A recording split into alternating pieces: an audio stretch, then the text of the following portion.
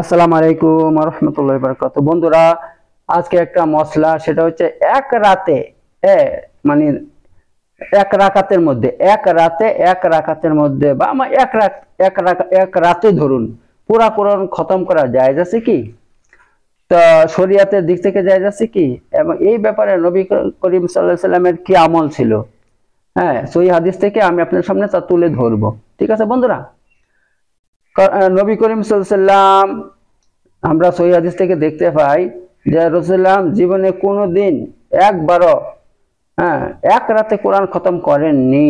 বরং রাসূলুল্লাহ তিনি বিভিন্নভাবে কেরাত পড়তেন, কখনো কম পড়তেন, কখনো বেশি পড়তেন। হ্যাঁ, কখন কিন্তু এক রাতে পুরো কোরআন শরীফ পড়েছেন, খতম করেছেন, এটা জীবনে একবারও করেন নাই। এই নিয়ে আপনাদেরকে আমি হাদিস তুলে ধরবো। হযরত আয়েশা সিদ্দিকা থেকে বর্ণিত, মায়েশা থেকে, তিনি বলছেন ওয়ালা আলামু নবী আল্লাহ সাল্লাল্লাহু আলাইহি সাল্লাম ক্বারাল কুরআন কুল্লুহু ফি লাইলাতিন। তিনি বলছেন আমি জানি না যে রাসূল সাল্লাম এক রাতে পুরো কোরআন শরীফ পড়ে দিয়েছেন। আমি এই ব্যাপার আমার জানা নেই। তার মানে জানা নেই মানে আমি দেখি নাই। অর্থাৎ আমি রাসূলুল্লাহর সঙ্গে অনেক দিন থেকেছি, কিন্তু একবারও তিনি এক রাতে কোরআন শরীফ পড়েছেন এমন দৃশ্য আমি দেখি নাই। জানা নাই মানে আমি দেখি নাই, এই ব্যাপার। হাদিসটা কোথায় আছে? মুসলিম কিতাবু সালাতুল মুসাফিরিন, হাদিস নম্বর 139 নম্বর হাদিস। ঠিক আছে বন্ধুরা? তো এই ব্যাপার তা দেখতে পেয়েছেন। তা এখন মা আয়েশা, তিনার স্ত্রী, আদরের স্ত্রী, প্রিয় স্ত্রী, তিনি সাক্ষী দিচ্ছেন যে রাসূলুল্লাহ জীবনে কোনোদিন এক রাতে কোরআন খতম করেননি। এবার চলে 2 নম্বর হাদিস, আব্দুল্লাহ ইবনে উমর থেকে বর্ণিত। তিনি বলছেন যে রাসূলুল্লাহ সাল্লাল্লাহু আলাইহি ওয়াসাল্লাম বলছেন, কি বলছেন? ইকরাইল কুরআনা ফি শাহরিন, তুমি কোরআনকে এক মাসে খতম দাও। কুলতু ইন্নী আজিদু কুওয়াতান, তিনি বলেন হে আল্লাহর নবী সাল্লাল্লাহু আলাইহি ওয়াসাল্লাম, আমি তার থেকে বেশি পড়ার শক্তি রাখি। তখন কি বলে? হাত্তা ক্বালা ফাকরাউহু ফি সাবঈন, আল্লাহর নবী সাল্লাল্লাহু আলাইহি ওয়াসাল্লাম বলেন তাহলে তুমি 7 দিনে কোরআন খতম করো। ওয়ালা তাজিদ আলা যালিক, তারপর তিনি শক্তভাবে নিষেধ করলেন যে ওয়ালা তাজিদ আলা যালিক, তার থেকে বেশি কখনো করবে না। ঠিক আছে? তো দেখতে পাচ্ছেন আল্লাহর নবী সাল্লাল্লাহু আলাইহি ওয়াসাল্লাম তিনি হুকুম দিয়েছেন যে তুমি 7 দিনে কোরআন খতম করবে, তার থেকে বেশি কখনো করবে না। হাদিসটা কোথায় আছে? বুখারীর মধ্যে আছে, কিতাবু ফাজাইল কোরআন। ঠিক আছে? ফাজাইল কোরআন, কোরআনের ফজিলতের অধ্যায়ের মধ্যে হাদিসটা আছে, বুখারীর মধ্যে আছে, দেখে নেবেন। এবং হাদিসটা মুসলিমের মধ্যে আছে, কিতাবু সিয়ামের মধ্যে, হাদিস নম্বর 1159 নম্বর হাদিস। ঠিক আছে বন্ধুরা? দেখতে পাচ্ছেন দুইটি প্রসিদ্ধ কিতাবের মধ্যে হাদিসটা আছে, বুখারী মুসলিমের মধ্যে হাদিসটা আছে। সেখানে স্পষ্টভাবে আল্লাহ নবী সাল্লাল্লাহু আলাইহি ওয়াসাল্লাম বলে দিয়েছেন যে তুমি 7 দিনের কমে কোরআন খতম দিবে না। আচ্ছা, এবার আপনাদের সামনে আমি বর্ণনা করব 3 নম্বর হাদিস। এবং আল্লাহ নবী সাল্লাল্লাহু আলাইহি ওয়াসাল্লাম বলেছেন লা ইয়াফকাহু মান ক্বারাল কুরআন ফি আকাল্লা মিন সালাস, যে ব্যক্তি 3 দিনের কমে কোরআন খতম করলো সে কোরআনের কিছুই বুঝলো না। লা ইয়াফকাহুহু, সে কোরআনকে কিছুই বুঝলো না, কোরআনের কিছুই বুঝলো না, যে 3 দিনের কমে কোরআন খতম দিবে। এই হাদিসটা কোথায় আছে? আবু দাউদ কিতাবু সালাতের মধ্যে রয়েছে। ঠিক আছে? হাদিস নম্বর এখানে আছে 1354 নম্বর আছে। আর তিরমিজির মধ্যে হাদিসটা রয়েছে। ঠিক আছে?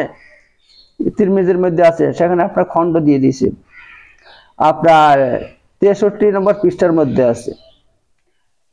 তো বন্ধুরা, তো এই ব্যাপার। তা আবার একটা আরবি কিতাব আছে, কিতাবু আখলাকুন নবী সাল্লাল্লাহু আলাইহি ওয়াসাল্লাম, কিতাবু আখলাকুন নবী সাল্লাল্লাহু আলাইহি ওয়াসাল্লাম, কিতাবু আখলাকুন নবী সাল্লাল্লাহু আলাইহি ওয়াসাল্লাম, তার মধ্যে বলছে কানা সাল্লাল্লাহু আলাইহি ওয়াসাল্লাম লা ইয়াকরাউল কুরআনা ফি আকাল্লা মিন সালাস, যে রাসূলুল্লাহ সাল্লাল্লাহু আলাইহি ওয়াসাল্লাম 3 দিনের কমে কোনোদিন কোরআন খতম দেননি, জীবনে কোনোদিন দেননি 3 দিনের কমে। তো দেখুন, এটা আপনার কত পৃষ্ঠার মধ্যে আছে? 281 পৃষ্ঠার মধ্যে আছে, কিতাবু আখলাকুন নবী সাল্লাল্লাহু আলাইহি ওয়াসাল্লাম। এই কিতাবের 281 পৃষ্ঠার মধ্যে কথাটা আছে। ইবনে সাদ একটা কিতাব আছে, তার 376 নম্বর পৃষ্ঠা খণ্ড 1 এর মধ্যে এই হাদিসটা আছে। এটা ঠিক আছে বন্ধুরা?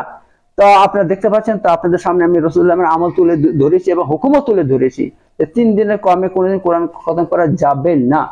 অথচ অনেক আপনার এই সমস্ত বেরিলি অনেক মৌলবী আছে, তারা ভাই এত বাড়াবাড়ি করে ইসলাম নিয়ে, তারা বলে অমুক ফোলা বুজুর্গ কি করতেন, তিনি এক রাকাতের মধ্যে পুরা কোরআন খতম করে দিতেন।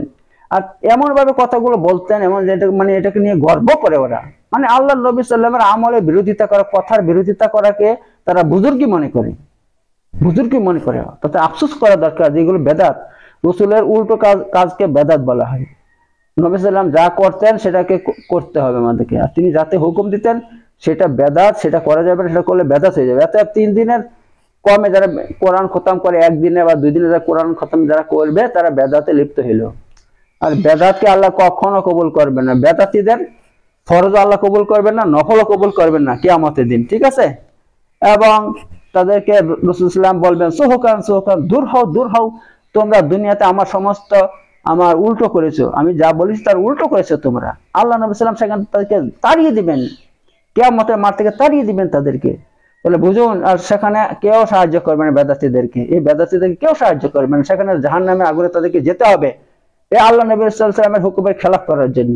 অথচ আজ দেখতে পাচ্ছি আমরা যে বেদাতীরা আমাদের ইমাম, আমাদের সবচেয়ে বড় ইমাম আবু হানিফা রাহমাতুল্লাহ উপর মিথ্যা অপবাদ লাগায় যে তিনি এক রাতে কি করতেন, হ্যাঁ, পুরো কোরআন শরীফ খতম করতেন।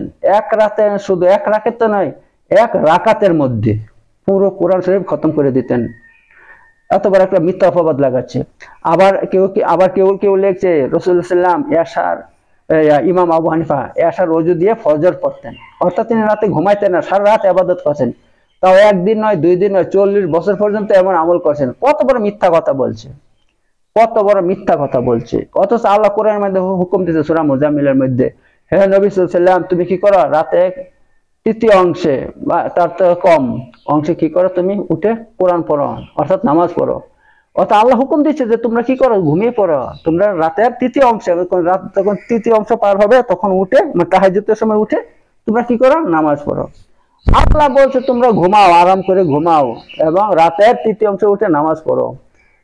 আর আল্লাহ নবী সাল্লাল্লাহু আলাইহি জীবনে কোনো দিন এশা রোজু দিয়ে ফজর নামাজ পড়েন না। এমন যারা এই সময় ইসলাম বিরোধী কথাবার্তা বলে, রসুলের আমল বিরোধী কথাবার্তা বলে, আল্লাহ তাআলা তাদের বিচার করবে কিয়ামতের দিন। এই বেদাত করার কারণে তাদের দুনিয়া ধ্বংস হবে, আখিরাত ধ্বংস হবে। তো আমি আপনার দেখেন, অনেকে সবিনা পড়ে, সবিনা কি করে, সবিনা মানে কি, সারা রাত কোরআন পড়বে, মাইক লাগিয়ে চিল্লিয়ে কোরআন পড়বে। এটা একটা বিরাট বড় বেদাত ভাই। এরকম আমল করলে কোনোদিন আল্লাহ কবুল করবে না, কারণ কাউকে কষ্ট দেওয়া ইসলামে জায়েজ নেই। আপনি যখন মাইক লাগিয়ে সবিনা পড়বেন, চিল্লিয়ে কোরআন পড়বেন, তখন কি হবে, অনেক গ্রামের সবার কারো ঘুম হবে না, আর আশেপাশে গ্রামের মানুষের ঘুম হবে না। মানুষের ঘুম নষ্ট করা হারাম ভাই। আর আল্লাহ বলেনি যে তুমি এভাবে কোরআন পড়লে আল্লাহ তোমাকে নেকি দিবে, কখনো না। আল্লাহ কোরআনের মধ্যে বলছে তোমরা যা আমল করবে চুপে চুপে করো, তুমি দেখবে তোমার রব দেখবে, তোমার রব জানবে, আর কেউ জানবে না। তবে আমি কেন চিল্লিয়ে কোরআন পড়বো, আমি কেন মাইকে কোরআন পড়বো আর সারা দুনিয়াকে জানাবো দেখো কোরআন পড়ছি, দেখো আমার বাড়িতে ইয়া হচ্ছে, কোরআন খতম হচ্ছে। এই সমস্ত কোনোদিন জায়েজ নয়, এগুলো বেদাতি কাজ। এতে একটু নেকি পাওয়া যাবে না, জাহান্নামে যেতে হবে। অথচ এই সমস্ত বেদাতি মৌলবীরা এইসব করে বাহবা নিচ্ছে এবং তারা এটাকে বুজুর্গি মনে করছে। তো আল্লাহ তাআলা তাদেরকে হেদায়েত দান করুক, আর রসুলের তরিকা মতো চলার তৌফিক দান করুক। রসুল যা বলছে সেগুলো গ্রহণ করুক। আল্লাহ তাআলা বলছে, ওমা আতাকুম রাসূল ফাখুযু ওয়া মা নাহাকুম আনহু ফান্তাহু। রসুল তোমাদেরকে যা দেয় তা গ্রহণ করো, আর যা থেকে মানা করে তা থেকে বিরত থাকো। এটাই আমাদের জন্য যথেষ্ট, আমাদের দুনিয়া আখিরাতের জন্য, নাজাতের জন্য যথেষ্ট। কিন্তু আমরা তার উল্টো করি, উল্টো করে আবার বাহাদুরি করি যে আমরা, আমাদের বুজুর্গরা খুব বিরাট ব্যাপার, তারা এক রাতে কোরআন খতম দিয়ে দিতেন। ভাই, বুজুর্গরা কোনোদিন আমল করতে পারে না যেটা আল্লাহ নবী সাল্লাল্লাহু আলাইহি ওয়াসাল্লাম হুকুম দিয়েছেন, যার বিরোধিতা করেছেন। এই সমস্ত মিথ্যা কথাগুলো আমরা আমাদের ইমামদের উপরে মিথ্যা কথা বলে দিচ্ছি। তো আল্লাহ তাআলা আমাদের দুনিয়া আখিরাতে আমাদেরকে কি করুক, নাজাতের ব্যবস্থা করুক ইনশাআল্লাহ। তো বন্ধুরা, এই ধরনের ভিডিও যদি পেতে চান তাহলে আমার ইউটিউব চ্যানেলকে সাবস্ক্রাইব করবেন, হ্যাঁ, আর আমার ভিডিওকে লাইক করবেন, কারণ এগুলো দিনের ব্যাপার, দিনের কাজ। এগুলো যা আমি কোরআন এবং সহিহ হাদিস দিয়ে আপনাদের সামনে এই সমস্ত পেশ করি, কখনো মন গড়া কথা কোনোদিন বলি না, বলবো না। আমি যা বলবো কোরআন হাদিস দিয়ে বলবো। এত আল্লাহ এবং রসুলের কথা সামনে সবার মাথা নত হওয়া দরকার। যার মাথা নত হবে না, যে তার বিরোধিতা করবে, সে আল্লাহ তার বিচার করবে দুনিয়া আখিরাতে। তা আল্লাহ তাআলা আমাদের সবাইকে কোরআন এবং সহিহ হাদিসের উপর আমল করার তৌফিক দান করুক। ওয়া আখিরু দাওয়ানা আনিল হামদুলিল্লাহি রাব্বিল আলামিন।